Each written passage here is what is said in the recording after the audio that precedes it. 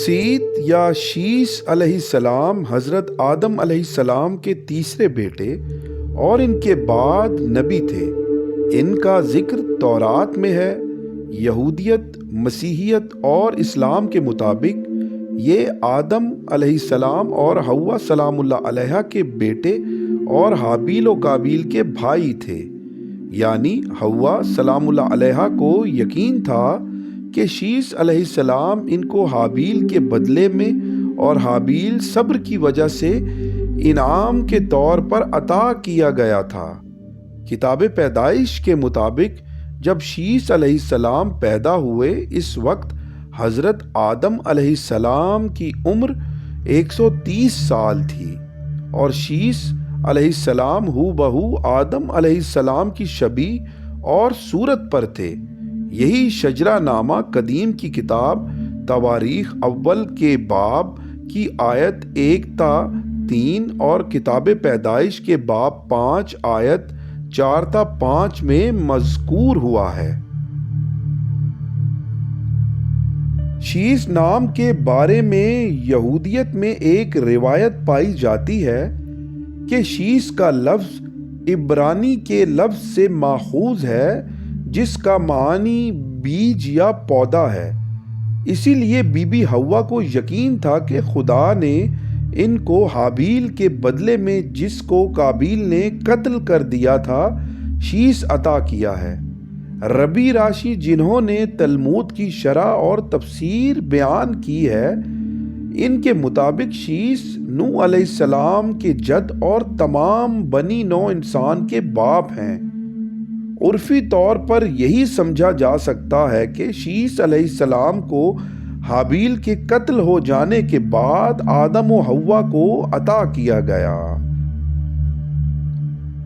آدم علیہ السلام نے شیس علیہ السلام کو بہت سارے خفیہ علوم سے آگاہی دی تھی جو بعد ازاں قبالہ کی صورت اختیار کر گیا، جبکہ یہودیت کی علمی اور ادبی کتاب زہری یا زہری کے مطابق شیس علیہ السلام تمام صادق اور نیک انسانوں کے جد ہیں۔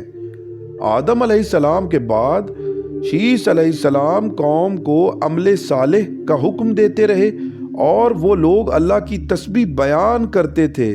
ان میں عداوت، حسد، بغض، تہمت، جھوٹ اور وعدہ خلافی نہ تھی۔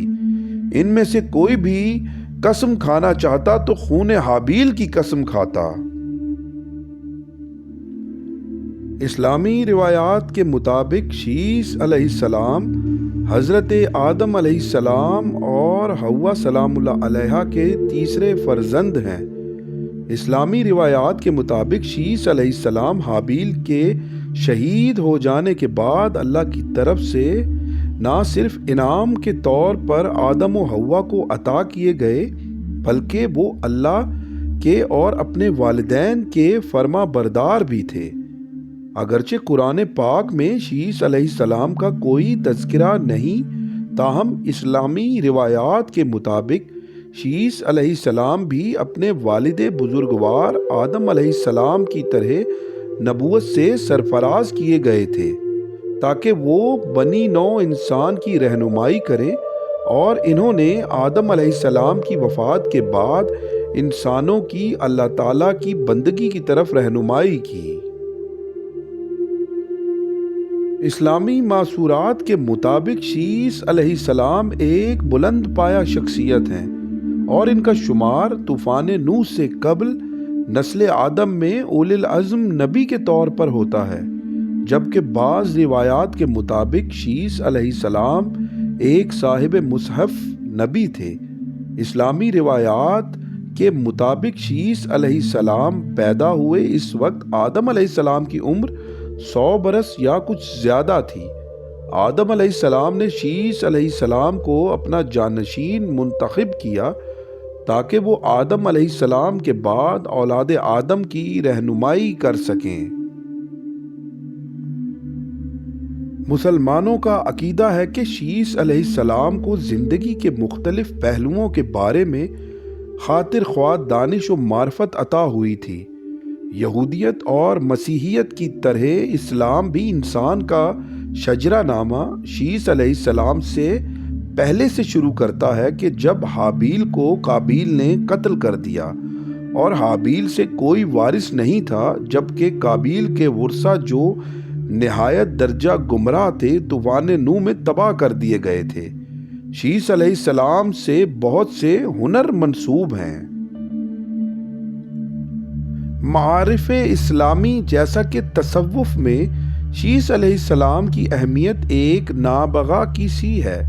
ابن عربی نے اپنی مشہور تصنیف فصوص الحکمہ میں اسرار نبویہ بحوالہ شیس علیہ السلام کے عنوان سے ایک باب باندھا ہے۔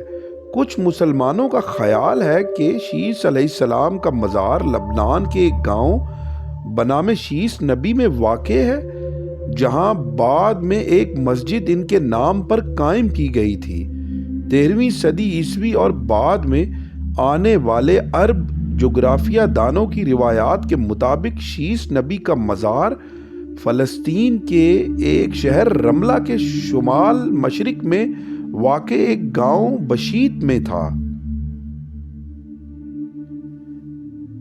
بلا شبہ ادارہ اکتشاف فلسطین کے مطابق لفظ بشیت دو الفاظ بیت اور شیس کا مجموعہ ہے، جس کا مطلب ہے کہ خانہ شیس۔